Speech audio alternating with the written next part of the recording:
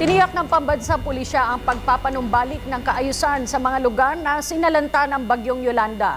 Inihayag ito ng PNP kasunod ng mga napaulat na looting sa naturang mga lugar. Ayon dito, ang mga sangkot sa pagnanakaw na hindi ibabalik ang gamit na kanilang kinuha ay posibleng sampahan ng kaso. Si Alvin Baltazar sa detalye. Hindi palalampasin ng PNP ang mga individual na sangkot sa talamak na pagnanakaw sa gitna ng nararanasang matinding kagutom at kahirapan sa mga lugar na naapektuhan ng Yolanda.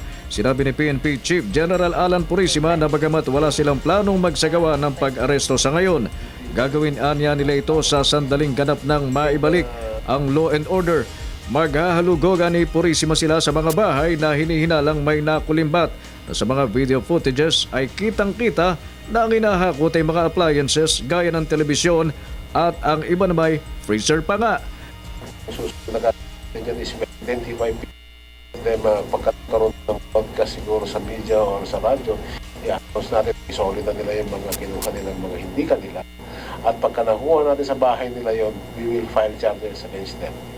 Pero aminado ang Chief PNP na wala sa kanilang prioridad ang bitbitin papasok ng kulungan ng mga looters sa ngayon. Ang problema kasi, kahit mga kulungan dapat kalagyan ng mga magnanakaw, apektado ng nangyaring dilubyo. Kung sila po ay talagang hindi mapigil gumawa ng krimen, maaaring marami pong maaresto. But this is the list of our concerns sa ngayon, yung arresting people dahil saan po natin siya ikakarga sa ngayon? Saan natin baka ma-arbitrary detention pa po tayo? Mula sa 883 dagdag na puwersa ng police personnel na ipinadala na sa iba't ibang mga apektadong lugar ng Yolanda, nasa mahigit 1,000 na ito ngayon at posibleng madagdagan pa depende sa sitwasyon. Sa harap na rin ito ng ulat na pati mga tahanan sa mga subdivision ay pinapasok na rin ang mga kawatang hinihinalang kabilang sa mga sindikatong nagsasamantala sa kasalukuyang sitwasyon.